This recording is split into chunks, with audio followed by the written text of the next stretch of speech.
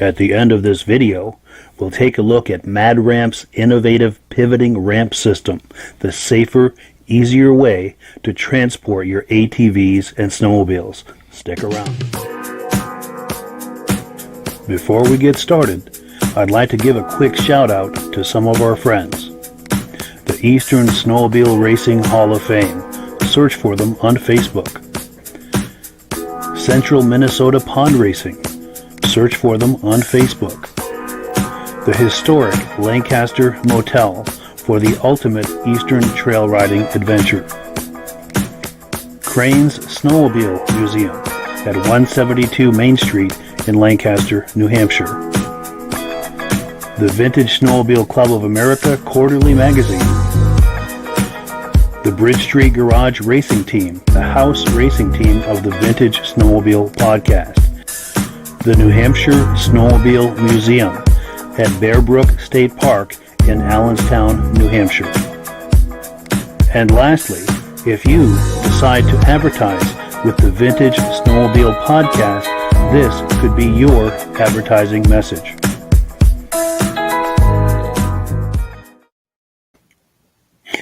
Good evening and welcome to the podcast. I'm really glad you're here tonight. I have a robust, in fact, an extra robust lineup of vintage snowmobile entertainment on tap for you tonight. We're going to get back to this graphic here in just a moment. But before we do, I want to make sure that everything is working properly. So if you can see my face and hear my voice, I'm going to ask you to make a comment. Please let me know where you're viewing this from and whether or not you are a regular viewer or a first-time viewer. Now, as usual, I like to thank everyone. If you're a first-time viewer, thank you so much for coming on to check us out. I hope that you enjoy this and that you decide to join us here every week, every Thursday evening at 9 p.m. Eastern Time. Now, to our regular viewers who are here every single week, you guys are amazing. I thank you so much for that. I could not do this without you. This would not continue without you. So thank you so much for being a regular viewer. Let's get into the comments, and then we'll get right into the program here. We have a regular viewer, John Spranger Jr. from Eland, Wisconsin. Thank you so much for coming on, John. I appreciate it. We have Nick Kafez, regular viewer, loud and clear from Shelby Township, Michigan. Thank you so much for that. Bombard, Floyd, and Lisa. Good evening from the Bombards, 317, Lake George, New York, home of the Minnehaha. I love saying the Minnehaha. I don't know why. It's just a kooky sounding thing to say, but I like it. Thank you guys also for coming on. Mike Carvela, regular viewer, loves the show, Upper Peninsula of Michigan. Keep up the great work. Thank you so much, Mike. We really appreciate that. We've also got our good friend Jim Layton from Northern Maine. Says we look good and sound good. Thank you so much for coming on. If you were on last week, you had a chance to view Jim. He was showing us some sleds last week, which was a whole lot of fun. Actually, I think it was a week before last. But we've also got Scott Hutchins from McCall, Idaho. Thank you for coming on, Scott. We appreciate it. Brian Van Haverbeek, good evening from Mount Bridges, Ontario. Mark Kelberg, I'm probably mispronouncing that, and if I am, I apologize. Mark says we sound good, and he's from Minnesota, first-time viewer. Thanks for coming on, Mark. Hope that you enjoy this and decide to join us here each and every week. Same bat time, same bat channel. Chuck Lewin, looking forward to it. Thank you, Chuck. Appreciate that. Bombard Floyd and Lisa, regular viewer. Corey Munson, first-time viewer from Waverly, Minnesota. Thank you for coming on, Corey. I hope you enjoy it tonight and decide to join us here each and every Thursday night. Glenn Ford, regular viewer, loud and clear from Vernon Center, New York. Sam Farringer, hi Mike, great show, regular viewer from Gettysburg, Pennsylvania, home of the Gettysburg Address. Wade Bigelow from Greenville, Maine. Thank you so much for coming on, Wade. We've got our good friend Joshua Gilbert on here giving us a thumbs up. Now, Joshua, when you came on and made a comment last week, I gave you a shout out, and unfortunately, I had not turned on my microphone, so I don't think you heard what I had to say.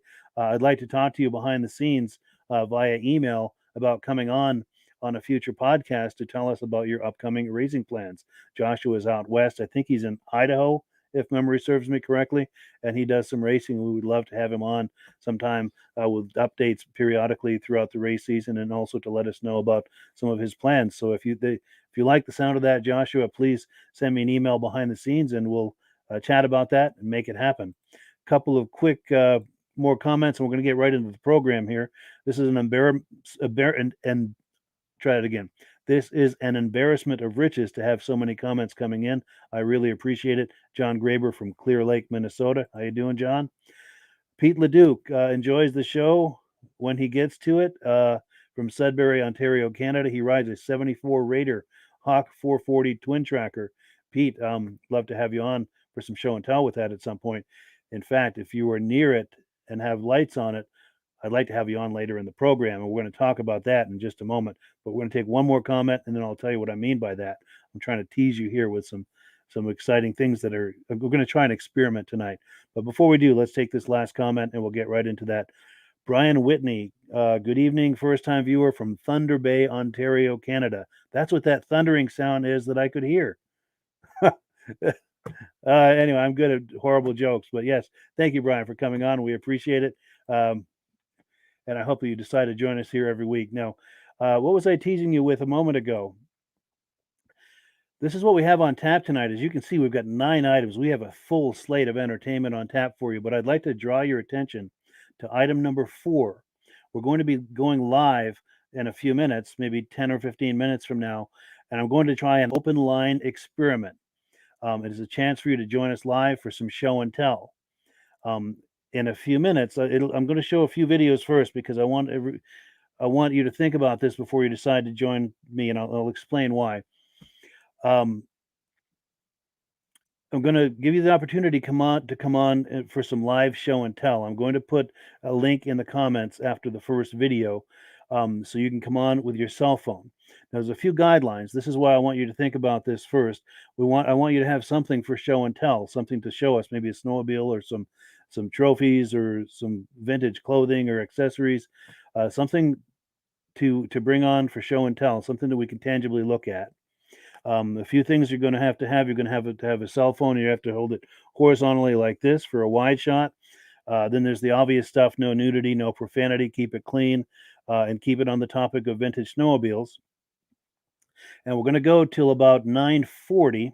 This is Eastern time. We're 9:09 right now, and I won't take any more new people after 9:35.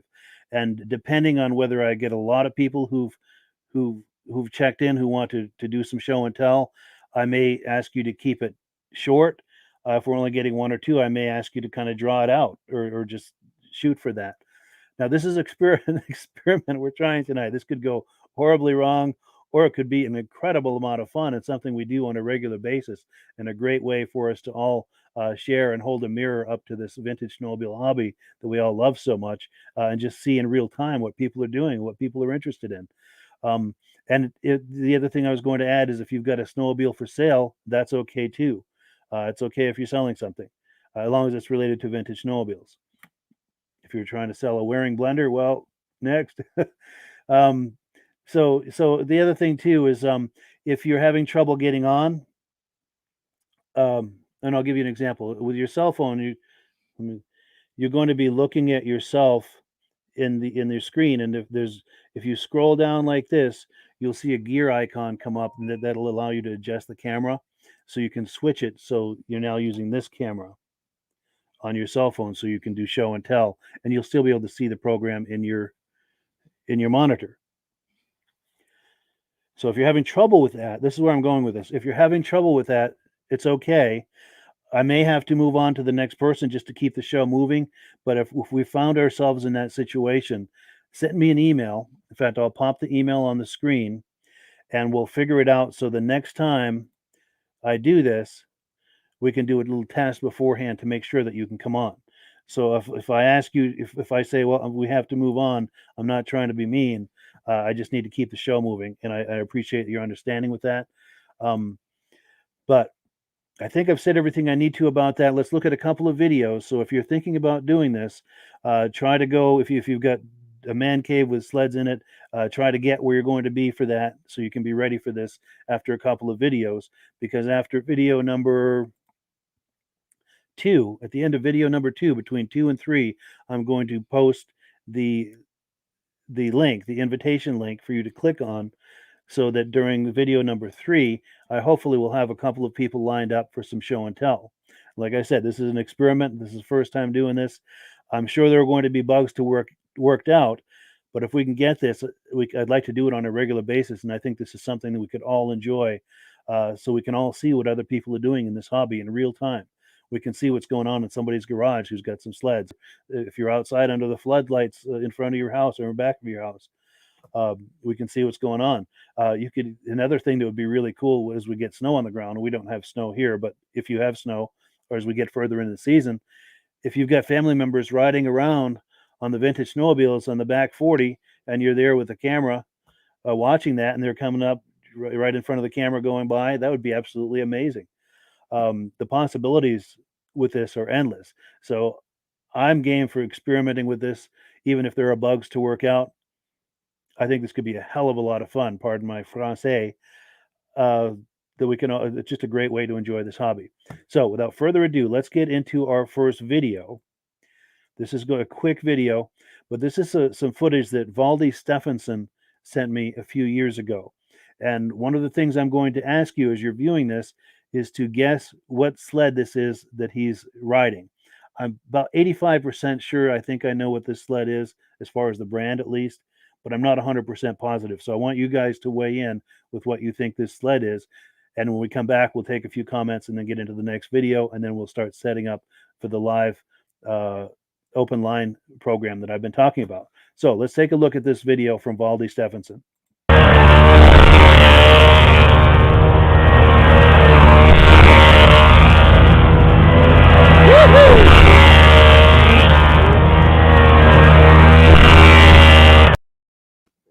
Okay, time to make the donuts. So what do you guys think that sled was? I'm about 85% sure I know what that sled is, but I want to see what you guys think. Let's take a few comments and see if people start weighing in. We've got James Spranger, loves the show, regular viewer from Wausau, Wisconsin. Our friend Armand Buteau from Pittsburgh, New Hampshire. He is a rup dude extraordinaire, by the way. Thank you for coming on, Armand. We appreciate it, and it was great to see you a few weeks ago. Peter Chappelle from Cuyahoga, New York. Thanks for coming on. Pete Leduc, sorry he doesn't have a cell phone. I'm sorry too, but in the future, if I do this again, if hopefully this is a success and we do this on a regular basis, maybe a family member that would have a cell phone, something to think about. Jim Layton says he hopes this works. It sounds really fun, and Jim has come on to do this before in the past, but of course this is something we planned days, weeks ahead of time. So the idea of doing something impromptu is risky, but with risk comes reward. It's doubly exciting when you don't know quite how it's going to go. It could go horribly wrong, but it could also go incredibly well, which I'm hoping that will be the case. Jared Saylor from Oregon, thank you for coming on, Jared. We appreciate it. Chuck Lewin, Go Pro Rides. Here we go. We've got some comments on what they think that sled might be. Jane Prathers thinks it's a Roloflex. Could be. Pete Leduc thinks possibly a Scorpion. Another person thinking it's an Alouette. Chuck Lewin thinks it's a Rupp. James Springer, I think he hit the return button before he finished his thought. Jeff Packer thinks a Motoski. Jim Gauchion says, as always, great job, and I thank you for that. Jim Layton says Alouette, maybe. Cool. And I can't say right or wrong. I thought it looked an awful lot like a Boa ski, but I'm only 85% on that. I'm not positive. Nick Kafez says Chaparral. John Springer Jr. says Herders. And his a relative of his says that's a Herders.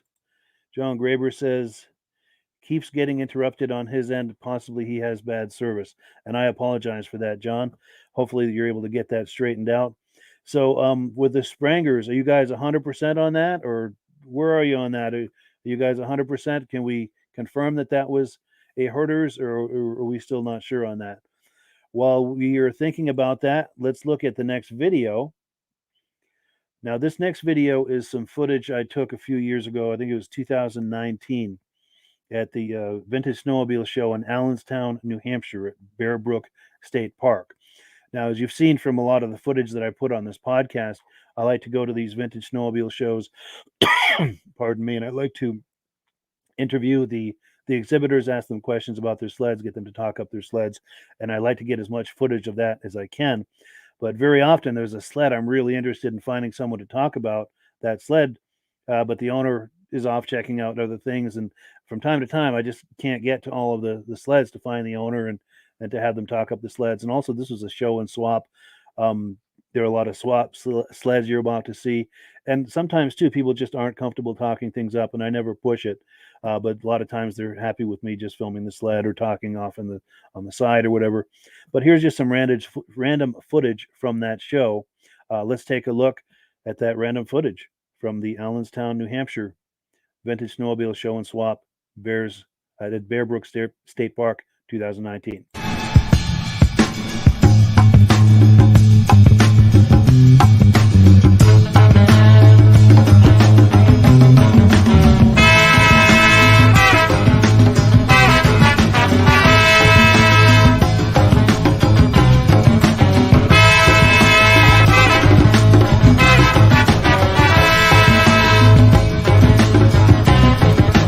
I don't care what you think of me.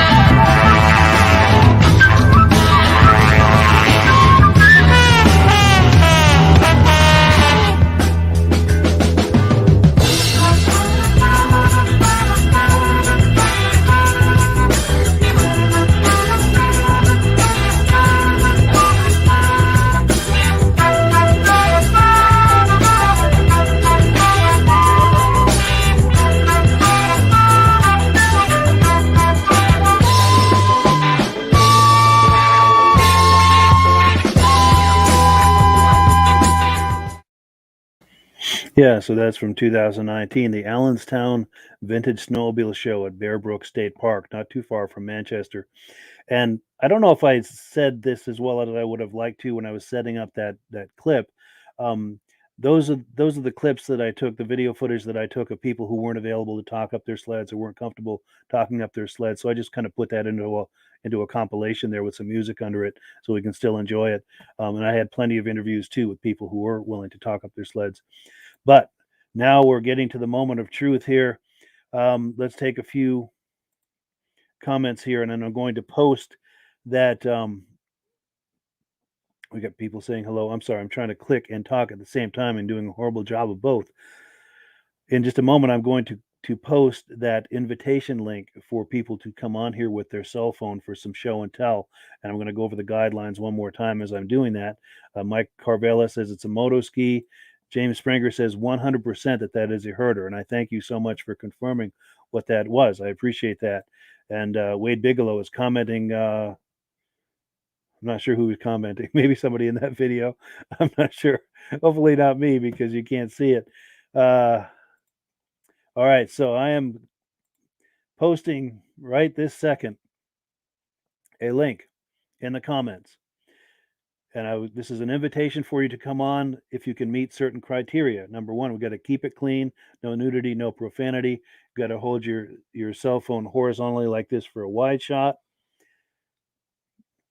And you have to have something to show, something related to vintage snowmobiles to show.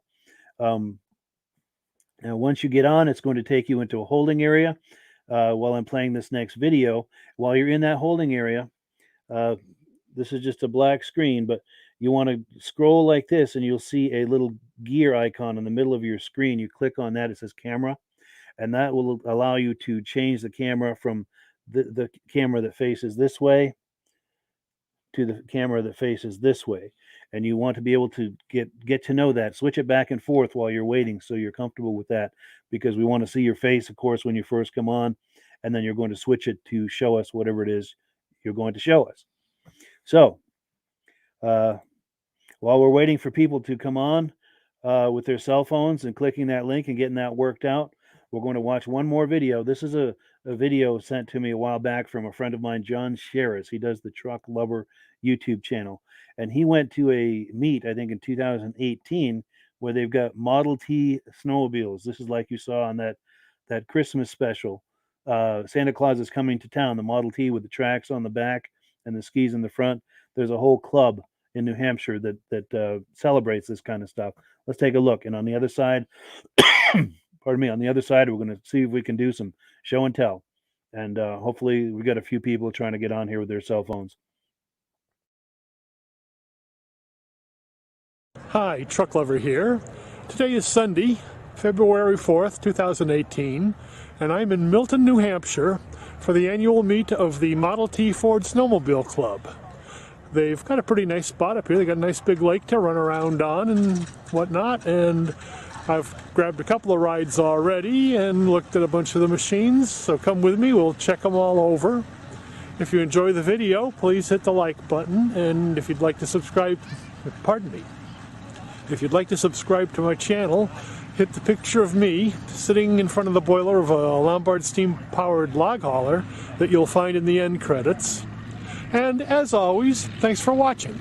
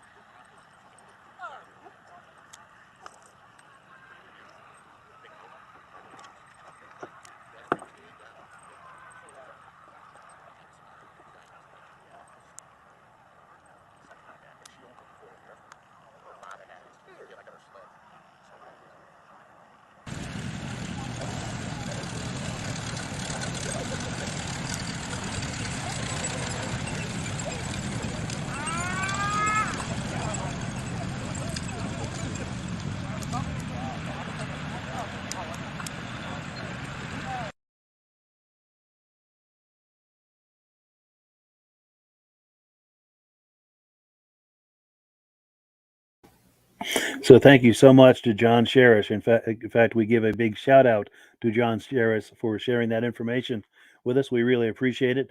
Um, and yeah, I saw a couple of people pop in into the waiting area to go live. I saw Michael, I saw James, and I saw Richard. And I don't know if they were having technical difficulties on their end, or if they weren't sure that they had to wait for the video to finish, or I'm not sure what's going on. But if you want to try again, we're waiting for you right now. We'd love to bring you on live for the show and tell. Um, while we're waiting, let's look at one more video. This is a shorter video. This is only maybe a minute and a half. If you guys want to try again, and anyone else who's got something to show and tell, and you want to come on here live with your cell phone for some show and tell, please click on the link that I posted in the description, and we'll bring you on live for some show and tell. Oh, wait, we've got Michael coming on here now. Let's see if we can bring him on. How you doing, Michael? Good. Yourself? Good, good. Now we can hear you, but we can't see you just yet. I know when you were in the waiting. There we go. Okay, now I got to figure out how to turn the camera around. Or I can just hold it the other way, too. Sure, sure. So I'm out in my garage right now. There we go. A couple of my sleds I've been working on for over the summer months. Yeah, some nice cats I just there. picked up the Z, actually, but a couple of EXTs I've been working on through the summertime here. I got a 340. Engine just got rebuilt. I just put a new track in it, so I'm waiting for a couple more parts for the EXT. We're getting some snow right now, so pretty excited. Wonderful. And then over the summer, I rebuilt a 440 triple 1972 EXT. The hood's not on it right now, but nice triple, yeah. So obviously I'm a cat guy, pretty hard and heavy, but I got a couple of Skidoos too. I love them all. Yeah, same here. Yeah, I love them all, but cat is definitely my favorite. Great show. Nice. Appreciate it. Love watching it every week on Thursdays. Look forward to it when I get home from work. Oh, I'm so glad. Just to see. I'm really glad to hear that. Yeah. But yeah, the newest one was the Z here. That's the Z. Yeah, it's all original. I'm just going through the fuel system on it right now, looking at all the mechanicals and all that good stuff just before, like I said, before we got enough snow to ride at least. Yeah, that's in gorgeous shape, especially for an original. Yeah, it is. It's really nice. Yeah, that is something else. Pretty excited. Now, where are you located? Are you in the U.S. or in Canada? Or? Upper Peninsula of Michigan. Yeah, okay.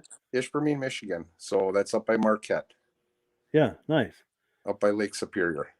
Okay. Gotcha. And you say you've got snow on the ground now? We got a little bit. There was an inch of snow. We got a little bit of rain, and it's actually snowing right now. So we're just getting another cover on the ground. So nice. Yeah. Shouldn't be long. Yeah. Now, will you take these out yard riding as you get enough snow? Absolutely. I'm close to, right from my house, I can get back onto a power line. I have a trail back there, and it's close to the state trail, but there's a spot back there I can go riding around, me and my buddy. So Nice. whenever I get the chance, put it that Yeah. way. And come home from work, jump on the sled and go ride. That's cool. Because where I'm going with Yeah, that is on a future episode, I'd love to have you consider maybe having another person there to hold the camera and do some yard riding in front of the camera for us all to enjoy.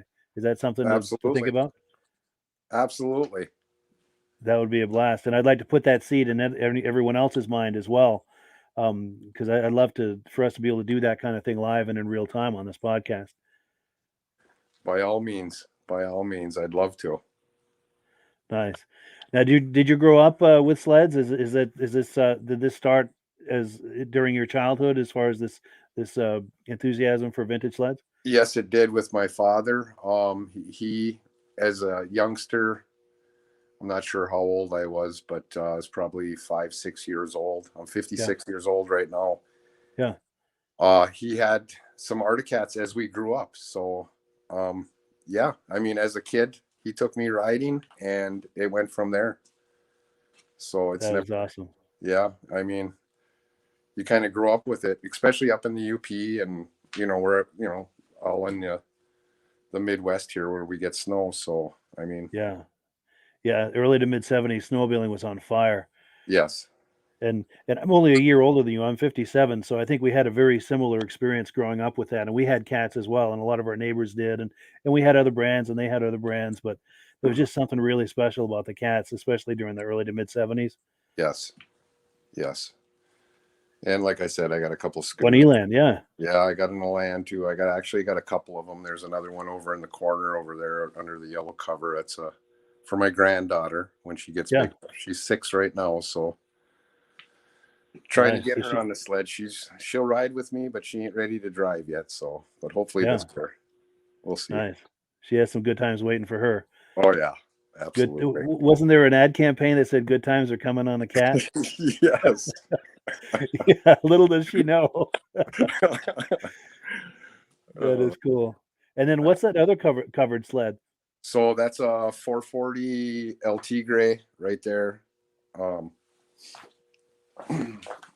73. With a big bit modified. It's a little modified. I'm trying to get this camera right too, but yeah. Now, are you holding it horizontally for a wide shot? I know, but I can't. I should switch it. Yeah, let's try that just for a second. See if that gives us there we go. Oh, that opens it right up. Oh, I forgot you said to do that too. That's all right. Yeah, that's a much better view. But go ahead, please talk that up. Yep. 73 440 LT gray. Been doing a little bit of modifications to it. It's got a set of AN pipes on it. It's rejetted. I got another set of skis for it for racing, and I got lots of projects going on, just like every other guy does. Yeah. So that's cool. Yeah. I forgot to hold the phone horizontally, like you said, to get a better picture of everything. So no worries. But yeah, you're right. That opened it right up. Good deal. Now, how long have you had these sleds that we're looking at? So I just picked up the Z 3 weeks ago. I've had the 2 EXTs for a couple of years. The LT gray I've had for like 4 years. The Elands I've had for probably 4 or 5 years. I've got a couple other sleds too out in my trailer too. So yeah. But always evolving. Very cool. Well, good. Yeah, I appreciate your coming on tonight, and please consider for the future, as there's enough snow for some riding, to try to do some riding in front of us on the camera. Maybe have a family member or somebody hold the camera and do some ride bys. Absolutely. I'll definitely do that for that'd be great. I'd have fun doing that. For sure. And for anyone else who's watching too, please think about that as we start getting a little more snow on the ground. Yeah, That would really take this podcast to a whole new level to be doing that kind of stuff live.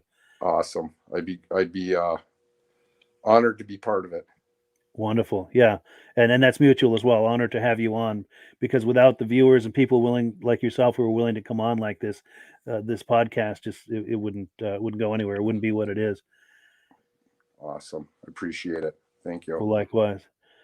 Well, cool. Well, I'm going to let you go, but I really appreciate your coming on tonight, especially being the first one to participate in this experiment like this. It went really well as far as I'm concerned, and we'd like to have you on sometime in the near future, especially as you have some snow on the ground. Yes, absolutely. Great. I know as soon as I heard you were going to do this, I hurried up and got my jacket on, got down in the garage because it's cold down here right now, but I thought I better get down there just in case I can pull this off. Nice. Well, good. I'm really glad you did. This is really cool. Thanks, Mike. Well, thank you. Have a good evening. You too. Thank you. All right. Well, cool. How fun was that? Do we dare say that the experiment was a success? As far as I'm concerned, it was. That was a blast, and I'm hoping we can do a whole lot more of this through the upcoming season, bringing people on live like that, kind of impromptu, and seeing what they've got, and especially as we have snow on the ground, do some yard riding and some drive-bys. That would really be amazing. That would take this podcast to a crazy level, crazy fun level. Let's take a few quick comments, and then we're going to get into the next video. We've got John Saylor thinks it would be interesting to see whether or not there's still some of the old timers that got the call from their bosses, like from Sears or Massey Ferguson, saying, "Hey, we're going to start building snowmobiles." Who did they get in contact to build them? Who were the designers? Became interested. Who are the designers it became interesting just to talk to him and find out what kind of stories they have. Wow, it's funny you say that, Jared. I'm going to pop this off the screen because I've got a story that just about falls into what you're talking about a little later in the evening. One of the videos that I've got is someone who has a story that just about falls into what you're talking about. So I hope you'll stay on here for a little while and check that out and see if that satisfies that itch for some stories like that. And I've got some other cool stories too for us. But let's take a few more comments. Pardon me. Sam Ferringer says he loves the Model Ts. Well, glad you enjoyed that. Steve Peterson is saying to Michael he likes the Z. You're not alone with that, my friend. Doug Reinstra, sweet, extra, and Z. Yeah, he likes the EXT and the Z. Absolutely. Sam Ferringer is saying yes. I think he's liking that we brought Michael on live. Michael will be glad to see that too, that people are enjoying this, and I'm glad to see people who are enjoying this. Doug Reinstra likes the EXT, so yes, that was a typo. Cool deal. Yeah, those are some sweet cats, and looking forward to doing more of that kind of stuff as the season progresses, bringing people on live like this. That's the amazing thing about the technology we have today is we can, how do I say this? Anyone who was around in the 70s has and was part of the snowmobile scene back in that day has wonderful memories of it. I know I do. Most of you who are watching this, I'm sure you do as well. That was just an amazing time. And time moves on and things change and all of this. And there's part of me that would, God, I'd like to be able to travel back and experience that. Well, obviously we can't do that, but we can celebrate those memories and those sleds that still exist with this technology that we have now, because we can all connect to each other via something like this podcast to celebrate and enjoy this hobby in real time. And we can all do show and tell and share pictures and videos. It's just an amazing way to keep those wonderful memories alive in a very real and tangible way, to see all these cool sleds that we remember from back in the day. So I could gush like that for an hour. I won't. I'm going to play the next video for you instead. This is a good friend of mine we're about to meet, Steve Bushway. I see him at all of the shows in northern Vermont and northern New Hampshire. At this particular show, this was at the Goffstown, New Hampshire Vintage Snowmobile show a few years ago. He brought one of his Yamahas. I'll let him tell you about it. 75 Yamaha GPX 433. They made them 2 years consumer. 74s, 75s. There's several differences between the two, but then they went to the liquid cool SRXs. It's been a kind of a hobby of mine. I got a couple of them. I trail ride them, have fun with them, enjoy them. And this one I've cleaned up, made it into a trailer queen of sorts, take it to shows, have fun. Nice. That's what I'm at. Beautiful. Well, cool. Thank you, Steve. I'm going to just kind of do like a walk around of it.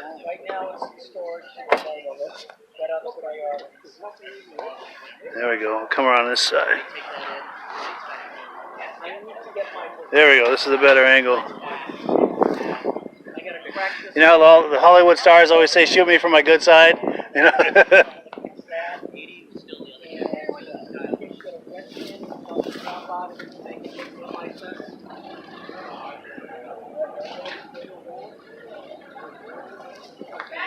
Yeah, go ahead.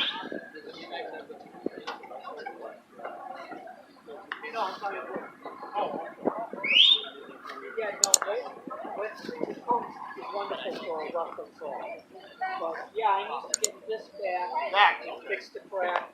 I get the striping cleared, I get all that. I'm good. Yeah, sweet sled. That's Steve Bushway's Yamaha. And hopefully he's viewing tonight. I messaged him earlier today that I'd be doing this. Hopefully he's on here watching. Let's take a couple of quick comments, and then we're going to get into the next video. Matt Schaefer says, how about the Kawasaki sleds?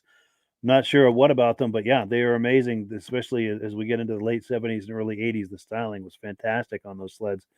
And I drove, I think I drove a drifter once. I never drove like the Invaders and the Intruders, but I hear that those are nice handling sleds and quite fast. Ed Rosebrook, my friend Ed Rosebrook, Sears had several different snowmobile companies building sleds for them and rebranding them, Polaris, Ski Dadler, etc. And absolutely, we're going to see Ed on this podcast a little later as well. Now, as far as Jared's question, let's get right into the next video. I was at the Fire and Ice drags a couple of years ago, 2 or 3 years ago, and I had a guy. This happens a lot where someone comes up and they have something they want to show or something they want to tell me about. They're really not comfortable being on camera. But anyway, he had a story, and his friend was saying, "Oh, you got to hear this story." So yeah, let's hear the story. And what I did is I had him tell the story with the camera pointed down. Then I got a snapshot of him, and I just superimposed that. So let's check out this story. I think this is going to satisfy some of what Jared was asking about. Let's take a look. He's got a cool story that you're going to want to hear. I graduated in 1972. Yeah. I started working in 1971 for a guy down in Berlin, New Hampshire. Okay, his name was Roland Lavia, and he's the one that manufactured rocket snowmobiles. Oh, wow. Okay, we ended up building 11 snow machines, okay, out of sheet metal, and then he ended up buying this outfit. He's originally from Canada, and they were called Transkys then, and then he ended up buying that whole dealership that closed up there, manufacturing plant, I should say, and he ended up buying that place out, and then he brought that into Berlin, and then he ended up calling these Transkys rockets. But we had these rockets, we had the Transkys, we had the Whippets, made by Memco. I've seen those. They were made in Maine, right? Yeah, I saw one a couple weeks ago. Yeah. But go ahead. We had the Autocats. We had the Autocats. We didn't have the Players. We had the Skidoos and the Motor Skis. Okay. So we had 5 brands up there. The first year we took Autocat over, in 1972, the franchise, we sold 125 brand new sleds right out of the crate. Yeah. $1,300 for a brand new Cheetah and $1,500 for a brand new Panther. Nice. Okay. I worked for that guy for, what, 13 years, 14 years? Wow. Let's see those prices again. Oh, my God. In fact, if I remember right, okay, in 1972, 73, I think there was like 161 or 171 different model snowmobiles then. And yeah. What do we get today? We get 4. Just 4 brands, yeah. Autocat, Yamaha, Polaris. Yeah, so Jared, that one was for you. And Jared's onto something though. Those old obscure brands, a lot of those were done either in someone's garage or in a small shop, really small mom and pop type of businesses. If any of those people are still around, or if anybody viewing this knows any of those people or has connections with them, I would love to bring some of those people on to hear some of those stories and maybe look at some of those images if they have images. Or if they still have any of those sleds left or parts or anything that we could do some show and tell on. Love to hear that. And if they're not willing to come on the podcast live, if you've got your cell phone, just hold it horizontally like this for a wide shot and see if they'll talk it up. see if they can tell you some stories. And if they don't want to be on camera, do like I did with Paul Hood here. Just have them off camera and take some pictures, or have them maybe share some pictures with you that we can put into a montage while they're telling the story. I would love to see more of that. And you were absolutely right, Jared, that we want to try to experience and preserve some of those memories while we still can. A lot of those people are older and no longer around. So yeah, right on with that, Jared. I appreciate it. One more comment. We're going to get into the next video. Jason Seymour says, how many sleds do I have and what kind? Good question. I only have one sled right now. It's neither modern or vintage. It's a 92 Ski-Doo Safari L. It's the longer version with the two-up seat. It's in excellent condition. I think it's got only 600 or so miles on it. The cable broke on the Speedo, so I don't know anymore how many miles. It's in kilometers. It's a Canadian sled, and I just use it for yard riding. Runs great. And if you look on Vintage Snowmobile Lovers, the Facebook page, just search for Vintage Snowmobile Lovers on Facebook, get into the video area and scroll down. You'll see some footage of me doing some yard riding it, talking it up and so forth. But yeah, thank you for the question. I appreciate it. Now, a couple of more quick videos. We're going to meet Greg Worth. This is from the Lisbon Snowmobile Racing. They were having in Lisbon, New Hampshire in 2018 or 19. He had just come off the track and he had a 74 Cheetah, and he's going to tell us about it. And as you'll see in the video, I walk around a little before I caught up with him. Let's take a look.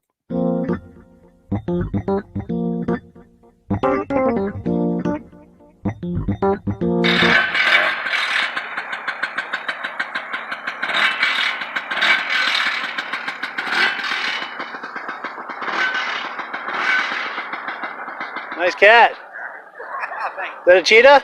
Yeah, it's my brother. Nice. My name's Greg Worth. We're racing my 1974 Arctic Cat Cheetah with 440 Kawasaki in it. We've changed some things from originally on it. We've got the 36mm Mikuni carb on it, put a rubber track on it, got a Skidoo suspension under it. Today's not the best day. Things have been better before, but that's the way it is at times. Sure, you win some, lose some, right? Yeah, you win some, lose some. It's gonna get pretty warm here right off. Sure. But for the most part, they're good old sleds, and we have a good time playing with them. Nice. Yeah, that was nice meeting Greg, and yeah, nice cat. For all of us cat lovers, it's always good to see the cats, especially the cheetahs. Before we get into the next video, let's do a quick shout out to our friends at the Lancaster Motel, and then on the other side of this shout out, we're actually going to the Lancaster Motel. So let's look at that now. I'd like to give a quick shout out to our friends at the historic Lancaster Motel in Lancaster, New Hampshire. The Lancaster Motel has been serving snowmobilers since the 60s, and they are the perfect eastern trail riding destination for snowmobilers young and old. The Lancaster Motel is right on Corridor Trail 5 in Lancaster, New Hampshire, with plenty of parking for vehicles, sleds, and trailers. Plus, the Lancaster Motel is within walking distance of Crane's Snowmobile Museum, plus restaurants, shopping, entertainment, and more. Click the link in the description to learn more about the Lancaster Motel. So yeah, the Lancaster Motel. We're about to meet the son of the people who are the founders of the Lancaster Motel. His parents built the Lancaster Motel in 1956, I think it was. And there's different owners now, but Lancaster Motel is steeped in the history of the snowmobile. When they used to have the Lancaster Grand Prix back in the day, they used to have all of the racers would come and stay at the Lancaster Motel, and they would have the award ceremony in this very room that you're going to see us in here in just a moment. But yeah, let's meet the former owner of the Lancaster Motel. We've got two videos with him. He's telling some stories from yesteryear. You won your class on the oval, and you done real good in the obstacle. He said, if you do good in that cross country, he said, you can win this easy, because there's nobody close to you in points that close. Oh, by points, sure. Because it went by points then. I left the fairgrounds, and when I come up across the meadow a little fast and landed in the middle of the road up here by Cranes, Butch and Johnny was standing there. And they said, because I had left in the second group, Okay. I had left everybody in the second group, and I was the first guy in the first group. You've gone, he said, we knew you won because you'd gone by everybody.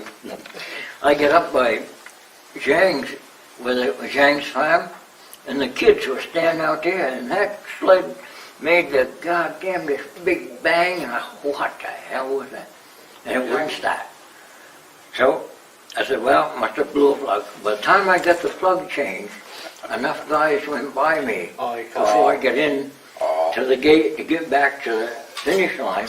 I ended up 5th overall. Oh, and that's what it was a plug? That was a plug. I changed the plug and it just blew. That was it. Great big pump. Wow.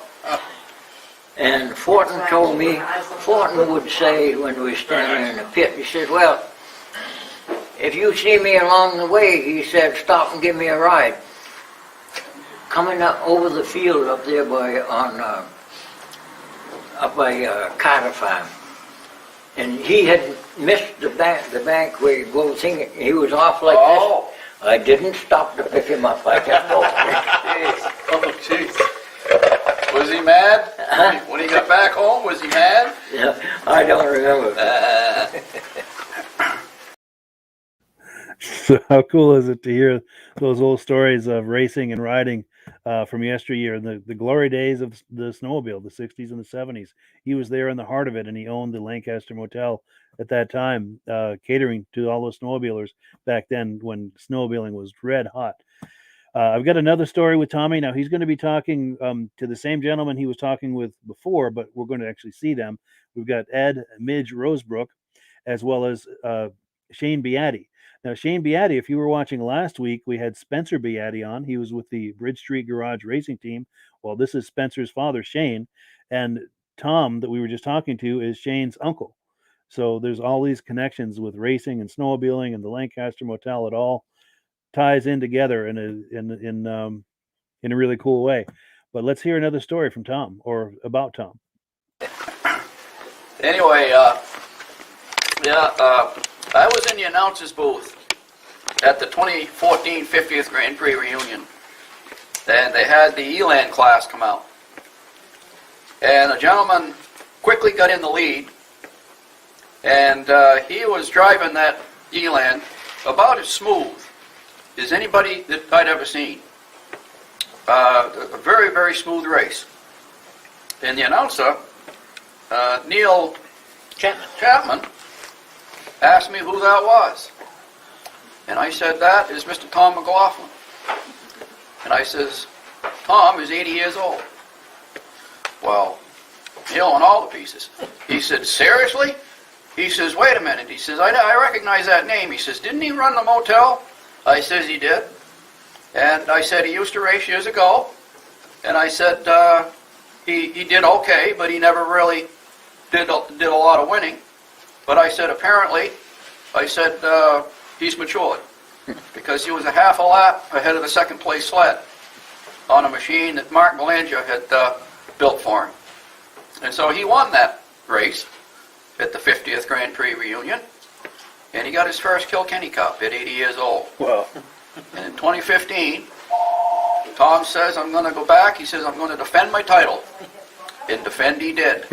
Because at the end of the 2015 race, Tom got his second Kilkenny Cup. Wow. Well, the problem is in 2016, we rained out. And we had to cancel the event. And we had it again in 2017. And at 82 years old, 83, well, this was it, let me see, you're 80 in 2014, 81 in 2015. Yeah. So he'd been 83. At 83 years old, Tom McLaughlin gets another Kilkenny Cup. That's and amazing. Although it wasn't 3 wins in a row, now in order to take that great big cup home back in the day, you had to win 3 years in a row to take that cup. Unfortunately, because of that rain out event, Tom doesn't have that big cup at home. But he's got 3 small ones. Okay. But I won 3 consecutive races. Yes, he did. He did. 3 consecutive races. He did. And he should have that big cup home with him. I wouldn't take it home. I wouldn't take it home.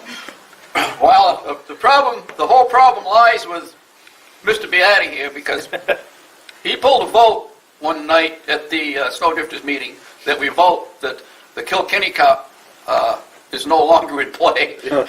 So, yeah, we still have that cup. But belongs to the Snowdrifters. Yep. Tom, you can't take that away from Tom McLaughlin. Yeah. To win 3 cups in a row. That's amazing. At 83 years old. But I won 3 consecutive times. 3 consecutive times. Yes, he did. 3 consecutive wins. And his last win was in 83. And Tom, fortunately for the rest of them, decided to retire. Yeah. Well, I don't know. You're going to have another race? He may come out of retirement, ladies and gentlemen. Yeah. When's the 60th? Yeah, there we go. When's that coming up? 2024. 3 years away. Yeah. You never know. You never know. It's around the corner. Yeah. We can hold his cane for him, and he can do it. Yeah. I don't need the cane once I get on the Yeah. Yeah. Yeah. Oh man, that was something. And I would have hated to have been one of those young fellas following in Tom's dust, knowing I got trimmed by an 80-year-old person. Yeah. Oh boy. Yeah, I think I'd have loaded the sled and gone back home. Yeah. But Tom did a terrific job. Yeah. You can't imagine how smooth he was. It just Posture. his posture. It was just he done that, and he set himself over just a little bit, and go around that corner, and he'd straighten up. Yeah. Smooth, huh? Smooth. Wow. Just the right body English. Track that smooth. Yeah. No, he did a terrific job on that little twin Eland. Yeah. Yeah, how cool is that to hear those old stories of yesteryear? Now, that interview and those stories were filmed in the lobby of the Lancaster Motel. We had a day last January where a bunch of us met there and we interviewed people and swapped stories and got a lot of really good footage that I'll be airing periodically here throughout the upcoming season with the podcast. So be sure to look forward to that. And I have to thank the Lancaster Motel for being so gracious in hosting us to be able to do those interviews and have that amazing time and swap those stories. That was really nice. Now, I've got to say, the Lancaster Motel, if you're thinking about some snowmobiling this winter, some trail riding, you can't do better than the Lancaster Motel. They're just walking distance from Crane's Snowmobile Museum. They're right on the trail. Wonderful accommodations, wonderful people, and Lancaster, as well as the motel, is just steeped in the history of the snowmobile. If you like this vintage stuff and the history of snowmobiling, you're not going to find a place that is just more deeply connected to the history and the heritage and the legacy and the wonderful memories that we have of snowmobiling back in the day.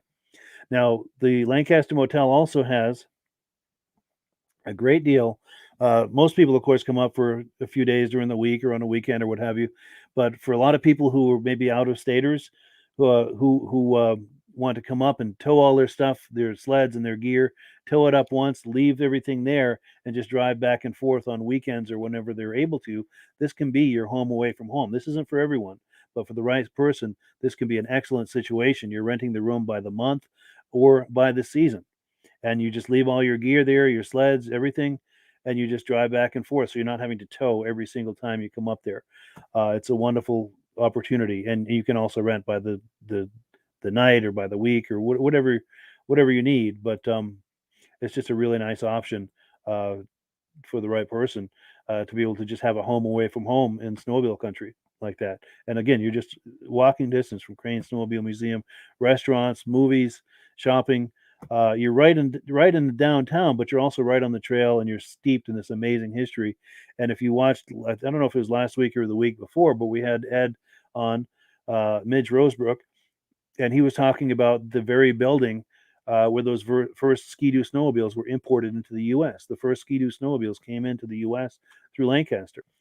So yeah, it's the place to be. It's a great way to combine modern snowmobile trail riding of today with the history and the lore and just everything that we love about snowmobiling back in the day. In fact, we've got a couple more comments. Jason said, thank you for answering his question. You're very welcome.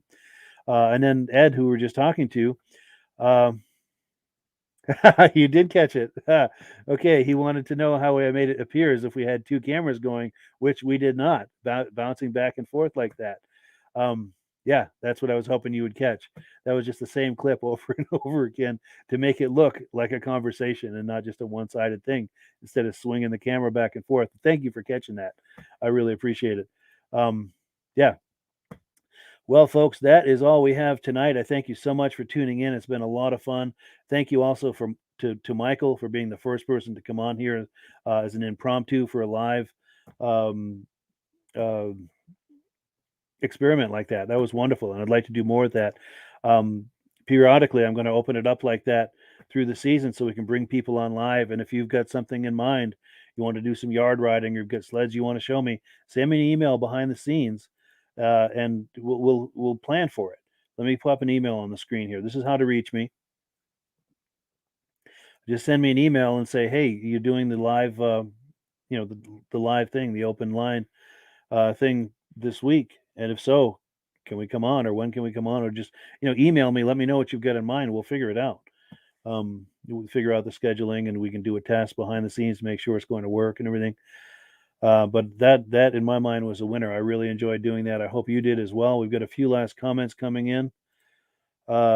Nick Kafez says, great show tonight. Am I doing a show next Thursday? Excellent question. I'm glad you asked, because it's Thanksgiving next Thursday. So I will not be doing a live show. I'll be airing an interview in this time slot, though. So if you're available, if you're not partying and celebrating with your family, I will have something in this time slot for you. So do look forward to that. I'm going to keep you in suspense as to what it will be, but I will have something for you. The following week, we'll be back live, same kind of stuff we've been doing. And hopefully, Nick, in fact, if you've got anything you'd like to show us, please give some thought to doing what we did tonight, like what we did with Michael, if you've got something for some show and tell. Jared Saylor says, great show. You're very welcome. Or thank you. Yeah. As you can see, I'm getting tired here.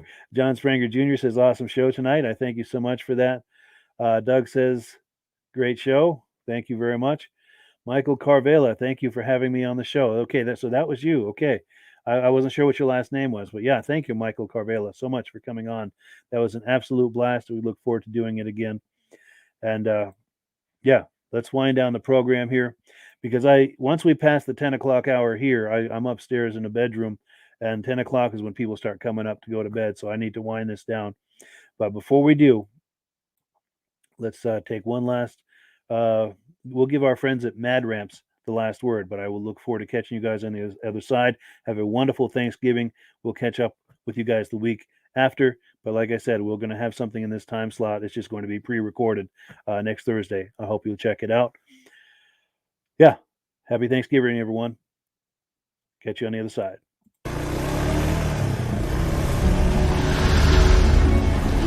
It's the ultimate combination of simplicity and ingenuity. The newest way to load, unload,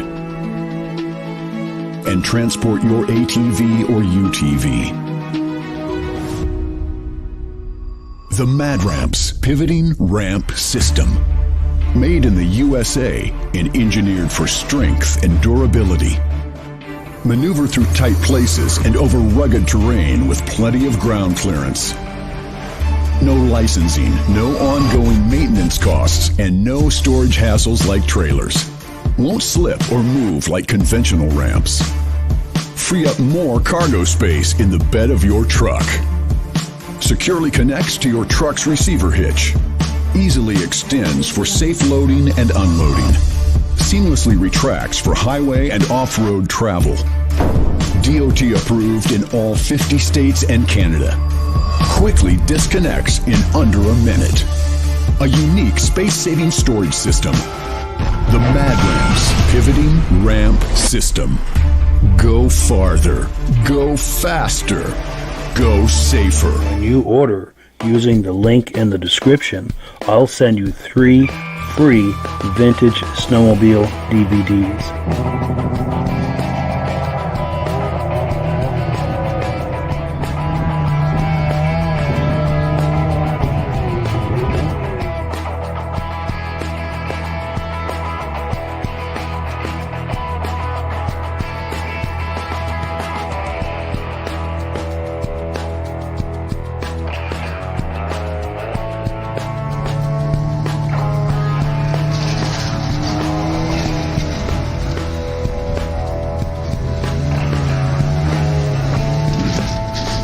when you order using the link in the description, I'll send you 3 free Vintage Snowmobile DVDs.